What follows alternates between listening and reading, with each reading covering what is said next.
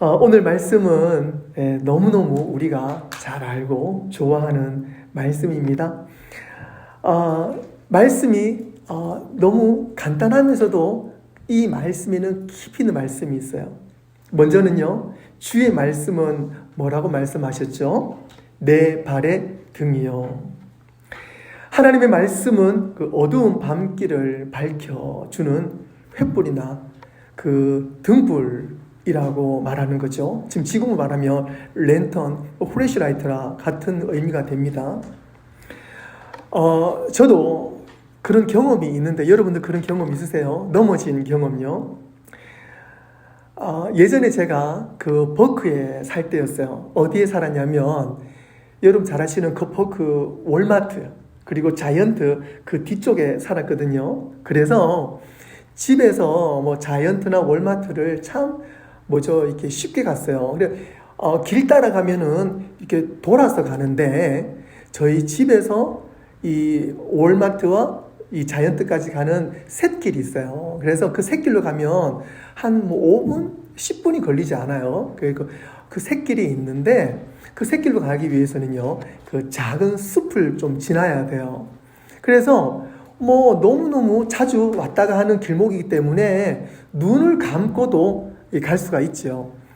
그런데 한날은 저녁에 좀 급하게 좀 살 게 있어가지고 그 마트 쪽으로 가게 된 거예요. 그래서 너무너무 익숙하고 잘 아는 길이기 때문에 플래시라이트 필요 없는 거죠. 그래서 집에서 나와서 멀리 보이는 그 자이언트 불빛만 보고 가는 거예요. 근데 불빛만 보고 가다 보니까 깜깜하지요. 작은 숲이니까. 그런데 거기를 눈에 보이지 않으니까 이 나무 뿌리에 그만 넘어지면서 제가 심하게 한번 넘어진 적이 있어요. 혹시 여러분도 그렇게 비슷한 경험이 있으신가요? 이처럼 이 밤에 이 라이트, 이 등잔불, 이 횃불은 우리에게 이 정말 중요한 의미가 있습니다. 우리가 잘 아는 길이라도 중요한 의미가 있습니다. 그래서 이것은요, 눈에 보이지 않는 장애물에 걸어 넘어지지 않도록 비춰주기도 하고요, 가파른 언덕을 오르고 내리는데 우리 앞에 길이 되어 줍니다. 그래서 위험으로부터 그것을 우리를 안전하게 보호해주고, 그리고 위험한 곳으로 빠지지 않도록 그 불이 우리 앞길을 비춰줍니다. 즉 인생의 길을 걸어가는 데 있어가지고 하나님의 말씀이 바로 그 역할을 감당한다는 의미입니다. 또 두 번째 오늘 말씀에 보시면은요, 내 길의 빛이다 라고 말씀해 주십니다. 나의 길의 빛이다. 이 앞구절과 어떤 면에서는 같은 의미의 말씀입니다. 그래서 빛은 길을 걷고 있는 사람에게 분명한 안내가 되어줍니다. 그리고 앞에 길을 보여줍니다. 그래서 앞에 웅덩이가 있는지 장애물이 있는지 위험한 것은 없는지 그 빛이 우리에게 알려줍니다. 또한 우리에게도 보여주기도 하고 건너편에 오는 사람들도 나를 보여주기도 합니다. 서로에게 이 빛은 큰 역할을 합니다. 그래서 하나님의 말씀은 즉 죄로 인해서 어둠 속에 헤매는 인생들에게 구원으로 인도하는 진정한 생명의 빛이 된다는 사실입니다. 믿으십니까? 아멘. 우리의 구원으로 인도하는 생명의 빛, 생명의 빛, 이 단어를 꼭 잊지 마시길 바랍니다. 요한복음 1장 4절에 말씀하십니다. 그 안에 생명이 있었으니 이 생명은 사람들의 빛이다 라고 말씀하십니다. 사랑하는 성도 여러분, 바른 길로 가기를 원하십니까? 하나님의 말씀을 안내자로 삼는 사람은 항상 바른 길로 갈 수밖에 없습니다. 여러분 주보 다 가지고 계신데요. 저는 우리 교회 로고를 너무너무 사랑합니다. 너무너무 좋아합니다. 그 은종성 원로 목사님께서 기도로 만드신 교회 로고를 보면 성경책 위에 십자가가 있고요. 또 그 십자가를 성령의 불이 감싸고 있는 모양이죠. 그래서 이 로고를 보면은요, 그 기준이 어디 있습니까? 기준은 바로 성경입니다. 그리고 그 기준은 바로 말씀이라는 사실입니다. 그리고 오늘 본문 말씀처럼 저도 가장 많이 사용하고 좋아하는 말씀이 오늘 말씀처럼 시편 119편 105절 말씀이기도 합니다. 왜 그러냐면 말씀이 생명이기 때문에 그렇습니다. 할렐루야. 말씀이 생명입니다. 사랑하는 성도 여러분, 성경 통독 하는 것이 쉽지 않습니다. 잘 하고 계신가요? 그리고 우리가 올해 들어서 올해 맞죠? 어떤 면에서는 제가 송구 영신 예배 때부터 시작을 했는데요. 성경 필사 여러분들 잘 하고 계시죠? 바쁜 삶 가운데서 시간을 내어서 성경을 읽고 묵상하고 성경을 쓰는 것 결코 쉽지 않습니다. 하지만 그 길이 바른 길이고 그 길이 생명의 길이기 때문에 우리는 이것을 꼭 해야 합니다. 특히 성경 필사는 모든 성도님들에게 꼭 동참해 주시기를 제가 간절하게 부탁을 드립니다. 저도 이 성경 필사를 하면서 가슴이 벅차오르고 잔잔한 은혜를 매일 경험하고 있습니다. 마음이 복잡해도 이 말씀을 쓰고 있으면은요, 마음에 평안함이 있고 그리고 기쁨이 이 속에서 올라오는 것을 저도 경험하고 있습니다. 여러분들도 경험하고 있습니까? 그런데 그것이요, 좀 바빠서 이렇게 흘려 쓰는 것보다도 또박또박 적을 때에 좀 그 은혜가 더 깊이 저에게 온다는 것을 또 경험하게 됩니다. 무엇보다도 말씀에 대한 확신이 성경 필사를 쓸 때 그 말씀에 대한 확신이 더 저에게 새겨진다는 사실입니다. CBS 그 새롭게 하소서에 그 좌우 쉼터교회 양미동 목사님이란 분이 나오셨어요. 이분은요, 몸이 상당히 불편하십니다. 나올 때도 보면은 왼쪽으로 이렇게 그 목발을 짚고 나오시는데, 이 목사님은 하루도 진통제를 맞지 않고서는 버틸 수 없는 분이세요. 몸이 너무 고통스러우니까 진통제를 먹는 게 아니고 진통제를 맞으시는 거예요. 그 정도로 매일매일이 육신적으로 괴로운 가운데 있지만 그 목사님의 영은, 그 목사님의 실제적인 삶은요, 누구보다도 행복하신 분이라 그래요. 이분이 원래는 몸이 정상적인 분이셨어요. 그래서 군대도 갔다 오시고요. 26살 때에 그 회사에서 일을 마치고 저녁에 친구들과 함께 이제 술도 먹으면서 회식을 했다 그래요. 그때는 예수님을 영접하시기 전이었는데요. 그래서 그 저녁에 회식을 하고 난 다음에 회사 그 공장에서 회식을 했겠죠. 그런데 어느 찰나에 그 기계에 그 오른쪽 팔이 들어가 버린 거예요. 그래서 손부터 어깨까지 팔이 들어가면서 70조각의 몸이 조각이 나면서 팔이 쓰지 못하게 된 거예요. 지금도 팔은 있긴 있는데 이 팔을 거의 쓰지 못하시는 거예요. 그런 사고가 26살 때 있었고, 그리고 곧 이어가지고 얼마 후에는 이분이 겨울에 난로를 피는데 그 난로에 기름이 넘치고 넘친 기름에 불이 붙으면서 이 목사님이 그 당시에 26살 아니겠지만 그 청년이 그 기름통을 발로 차면서 그 기름이 몸에 튄 거예요. 그러면서 몸에 70% 이상의 불이 옮겨 붙으면서, 근데 그 당시에 옷이 열악해가지고 나일론 재질의 옷이었다 그래요. 그러면서 불이 붙으니까 기름에도 불이 붙지만 이 나일론 재질의 옷이 그 불이 붙으니까 이 옷이 몸에 달라붙어 버린 거예요. 그 뜨거운 것이. 그러면서 병원에 갔는데 70% 이상의 화상을 입어서 그것을 또 계속 치료를 하신 거예요. 그러면서 정말 죽고 싶은 마음이 굴뚝 같아요, 이분이.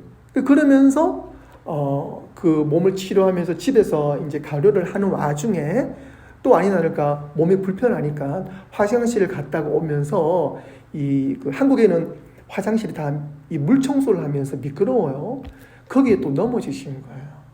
그래서 몸에 골절이 일어나고 그런 어떤 생활이 2년에 3년 사이에 그 모든 이 악한 상황이 본인에게 닥쳐버린 거예요. 그래서 죽으려고 결심도 하고요. 여러 번 어떤 그런 게 있었는데 구체적인 건 제가 말씀을 드리지 못하지만 그런 와중에 이분이 예수님을 영접하게 된 거예요. 병원에서 매일 저 병원에 있는 이렇게 전도팀이 전도를 오는데 극구 부인을 했었는데 딱 1년째 되는 날에 그 전도팀이 와서 말씀을 증거하고 찬송을 하는데 1년째 될 때에 그 말씀으로 인해서 본인이 무너져 버린 거예요. 그러고 난 다음에 예수님을 영접하게 되었고 그 뒤에 이제 이분이 예수를 믿고 난 다음에 삶이 새롭게 시작이 된 거죠. 비록 오른팔은 쓰지를 못하고 그리고 왼쪽 다리도 이분은 쓰지를 못하시는 거예요. 그래서 왼쪽 손, 왼쪽 팔과 오른쪽 다리로 생활하시는데 지금 현재 목사님이시죠. 그러면서 이 목사님은요, 지금 현재 소록도, 한국의 소록도라 그래서 나환자, 문둥병 분들이 따로 모여 계시는 섬이 있는데 소록도에서 26년째 사역을 하고 계시고 교도소 사역도 20년째 하고 계신 거예요. 그런데 이 목사님 이런 간증을 하시는 거예요. 교도소에서 사역을 하면서 한날은 죄수들에게 성경 필사를 하게 해야 되겠다라고 하신 거예요. 그래서 한 청년에게, 젊은 청년에게 너는 지금 성경 필사를 해라. 그러니까 이 청년이 하는 이야기가 저는 할 수 없습니다. 왜 할 수 없느냐? 저는 한글을 모릅니다. 그러는 거예요. 그래서 목사님이 그러면 그려라. 예를 들어 여러분들 글씨를 그린다는 게 어떤 느낌이냐면 여러분들 아랍 글자들 꾸불꾸불 하잖아요. 몽골 글자들 꾸불꾸불해요. 그걸 여러분들 글 쓸 수 있어요? 못 써요. 우리는 그리잖아요. 예를 들어 그런 식으로 이 청년이 창세기부터 요한계시록까지 한글을 그렸어요. 썼어요. 목사님께서 잘했다. 또 그려라. 이 청년이 못하겠다고. 그러니까 목사님이 그래도 한번 그려보라고, 써보라고. 그러니까 이 친구가 순종하고 또 쓴 거예요. 놀라운 사실은요. 제가 왜 이 말씀을 드리냐면 이 청년이 2번째 성경 필사를 다 쓰고 난 다음에 한글을 깨우쳤어요. 그리고 이 청년 죄수가 출소하기 전에 한글을 깨우쳤으니까 공부를 하게 된 거예요. 대입 검정고시까지 모든 것을 마스터하고 나온 거예요. 할렐루야. 아멘. 그게 바로 말씀의 힘이에요. 또 목사님 본인의 간증도 있더라고요. 어떤 간증이냐면 목사님도 손이 화상도 있고 몸이 불편하시잖아요. 왼쪽도 손이 오그러드는 거예요. 쓸 수가 없어요. 그러니까 마디는 있는데 손이 오그러드는 거예요. 그래서 그 무렵에 성경 필사를 권유하면서 이 목사님도 오그라든 손으로 성경 필사를 시작한 거예요. 왼손으로. 그런데 요한계시록을 마무리 지을 때는요. 이 손이 오그라진 손이 모두 다 펴진 거예요. 손가락이 다 자유롭게 된 거예요. 이게 바로 말씀의 능력이에요. 이게 바로 하나님의 은혜예요. 그러면서 이 목사님께서 정말 우리가 말씀이 우리 가운데 들어올 때는 사람이 변화되어지고 말씀이 우리 가운데 들어올 때는 우리의 삶이 변화되어지고 우리의 육신도 회복된다. 건강하게 된다. 라고 그 새롭게 하시서에서 간증하는 것을 듣게 되었습니다. 그러면서 이 목사님이 이런 말을 하는데 제가 감동 먹었어요. 저는요, 이 성경 필사를 쓸 때에 하나님께 편지를 쓴다는 마음으로 성경을 씁니다. 라고 말합니다.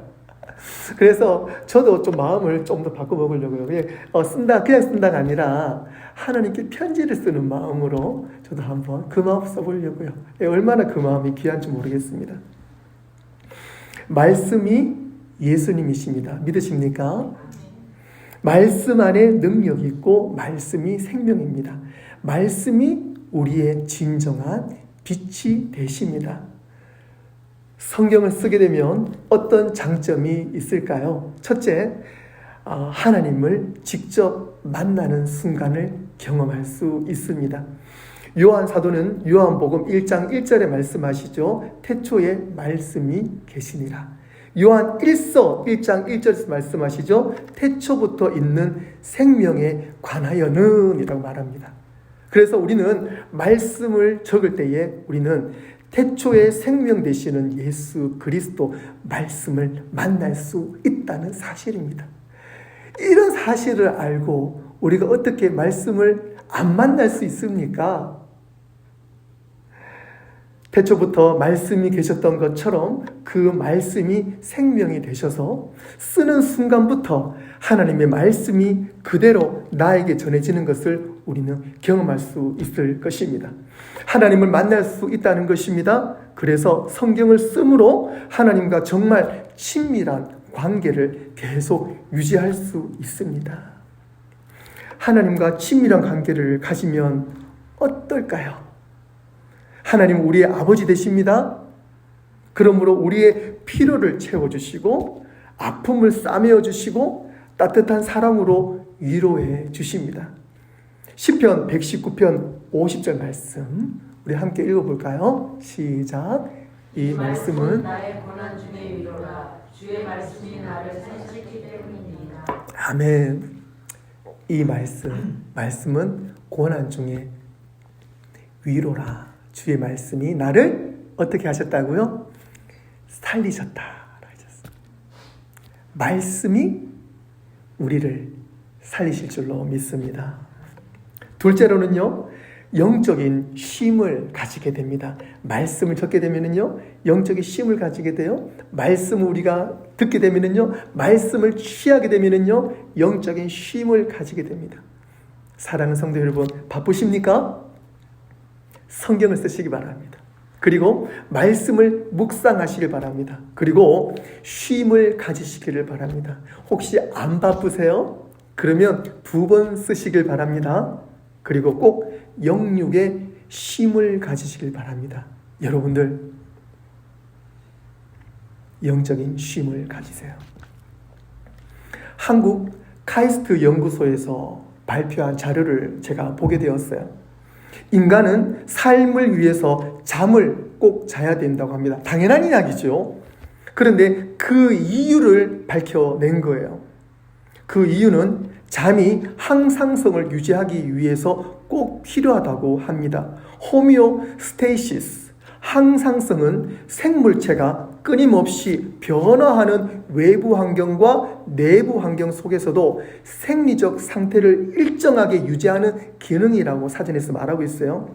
예를 들어서요, 체온이나 혈액 속에 전해질 혈당 등의 농도를 갖다가 일정하게 맞추어 주는 것, 그걸 말하는 거죠. 즉 외부에서 여러 가지 그 환경들의 변화가 우리 가운데 온다 할지라도 외부의 환경을 그 변화에도 변함없이 우리의 생명을, 우리의 몸을 유지할 수 있는 그런 관성의 법칙, 보호하는 관성의 법칙, 그것이 바로 항상성의 유지라고 말을 합니다. 잠을 자는 동안 시냅스는요, 그 뉴런, 즉 우리의 그 신경세포를 전달하는 능력이잖아요. 그래서 이 뉴런과 이 뉴런 사이, 이 세포 사이에 그런 활발한 움직임, 예를 들어 말하면 우리의 이 뇌의 세포, 우리 몸의 세포가 이 시냅스라는 이 역활동을 통해서 계속 활동하는 거야. 그러니까 기억을 하고 기억한 것을 말하고 활동하는 거죠. 그러니까 우리가 깨어있는 상태는 시냅스가 깨어있는 상태라고 볼 수가 있는 거죠. 그런데 잠을 잘 때는 이 시냅스도 잠을 자야 돼요. 깨어있으면 안 돼요. 그래서 이 시냅스가 쉼을 가져야 되거든요. 그래서 이 시냅스가 쉼을 가지는 동안에 우리는 다시 우리의 몸이 회복함을 얻어가지고 우리의 기억도 우리의 몸도 다시 새로운 저장 공간을 확보해야 되는 거죠. 그래서 이처럼 잠이 중요한 거예요. 그래서 우리 잠을 자는 동안에 우리의 몸이 이 충분한 쉼을 가져야 되는 거죠. 또한 잠을 자는 동안 몸속에 독소와 노폐물이 제거가 되는 거예요. 이 시냅스가 쉬는 동안이요. 그래서 즉 잠을 자는 동안에 뇌와 몸이 청소하고 정상으로 회복되는 것, 이것이 바로 잠의 역할입니다. 그래서 여러분들 잠을 잘 주무셔야 돼요. 이처럼 말씀이 우리의 실제적 항상성과 같은 힘이 있습니다. 믿으십니까? 말씀이 우리 안에 없으면, 말씀으로 쉼을 가지지 않으면 항상성이 깨어지는 거예요. 그래서 영적인 시냅스가 멈추질 않고 계속 움직이는 거예요. 그러면 어떻게 돼요? 쉬지 않으면 어떻게 돼요? 말씀이 우리 가운데 와서 항상성이 유지가 되지 않으면 어떻게 돼요? 죽습니다. 뇌전문 그 박문호 박사팀의 연구가 있습니다. 그 실험용 그 쥐를 가지고 실험을 한 거예요. 잠을 재우지 않고 먹이도 주고 좋은 환경에서 실험을 한 거예요. 잠을 재우지 않았어요. 그러니까 15일 정도 지나니까 그 쥐들이 다 죽은 거예요. 그런데 그 환경은요, 무균 상태예요. 균이 없는 상태예요. 즉 쉽게 말해서 박테리아와 바이러스가 없는 공간이에요. 깨끗한 공간이에요. 그런데도 15일 뒤에 이 쥐가 죽고 난 다음에 그것을 해부해 봤어요. 해부해 보니까 그 쥐가 죽은 원인이 바로 박테리아와 바이러스에 의해서 죽은 거예요. 왜 그러냐니까 이 쥐가 이 15일 동안 잠을 자지 않으니까 항상성 깨어지면서 위 속에 있던, 내장 속에, 몸 속에 있던 그 바이러스와 박테리아가 이것이 활발하게 움직인 거예요. 그러면서 내 몸속에 있던 그 바이러스와 박테리아가 결국은 그 쥐를 잡아먹게 된 거죠. 사랑하는 성도 여러분, 우리는 쉬어야 합니다. 꼭 말씀 안으로 들어가서 쉬어야 합니다. 왜 그러냐면 말씀이 생명이기 때문에 그렇습니다. 말씀으로 영이 쉬어야 하고 말씀으로 몸이 회복되어야 합니다. 말씀으로 삶의 방향을 바로 잡아야 합니다. 말씀으로 우리는 살아야 합니다. 말씀으로 살아내야 합니다. 오직 말씀으로 우리는 살아나야 합니다. 세 번째로 말씀을 우리가 또 씀으로 우리의 말씀에 더 집중할 수 있습니다. 집중력이 좋아집니다. 세상과 하나님의 음성을 구분하는데 이것만큼 좋은 게 없습니다. 그래서 하나님의 뜻을 깨닫고 바른 방향으로 갈 수 있습니다. 말씀으로 나의 본연의 모습을 알게 되고 그러므로 말미암아 내 모습을 주님께 드리고 말씀의 방향으로 갈 수 있습니다. 즉 회개의 기쁨을 우리는 말씀을 쓰면서 경험할 수 있습니다. 잠언 4장 18절 19절 우리가 지난주에 우리가 잠언 4장 적었잖아요. 거기서 제가 은혜 받은 말씀이고 하이라이트 치 말씀인데 오늘 이 말씀이 오늘 그 설교 말씀에도 연결되는 좋은 말씀입니다. 우리 함께 읽어볼까요? 시작. 의인의 길은 악인의 길은 어둠 같아서 그가 걸려 넘어져도 그것이 무엇인지 깨닫지 못하느니라. 아멘. 말씀이 없으면 내가 어디에 있는지, 내가 어디로 가는지 알 수 없다는 것입니다. 그래서 넘어져도 그것이 무엇인지 깨닫지 못한다고 오늘 잠언 기자는 우리에게 말씀하고 있습니다. 하지만 말씀이 있는 사람은 의인의 길을 간다고 말씀하십니다. 그래서 아침에 돋는 햇살과 같아서 나중에는요 그 말씀으로 말미암아 한낮의 광명과 같은 큰 빛에 이른다고 분명히 오늘 말씀하여 주셨습니다. 사랑하는 성도 여러분, 말씀이 우리 가운데 들어오셔야 합니다. 그래서 우리의 모든 구석구석을 비춰주셔서 그 광명과 같은 말씀 안으로 들어갈 때에 우리는 하나님의 풍성하신 은혜를 경험할 수 있다는 사실입니다. 사랑하는 성도 여러분, 말씀에 집중하시고 말씀의 빛을 따라가는 모든 성도님 되시기를 주님의 이름으로 축원합니다. 아멘. 네 번째로는요, 성경을 쓰는 동안에 예배자의 모습으로 변화하는 것을 경험하게 됩니다. 예배가 어렵거나 복잡한 것이 아닙니다. 예배란 말씀을 사모하는 자가 말씀 앞에 엎드려 말씀에 순종하고 말씀을 기뻐하는 것입니다.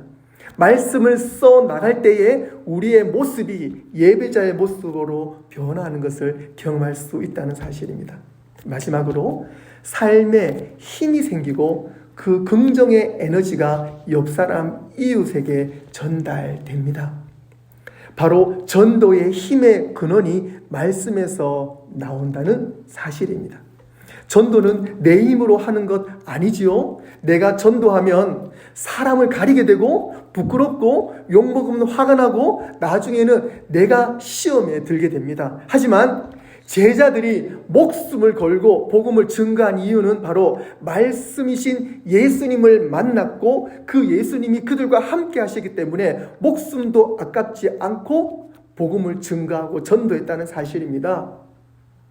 말씀의 은혜가 풍성하면 우리는 삶으로 전도할 수 있습니다. 기쁨으로 전도가 됩니다.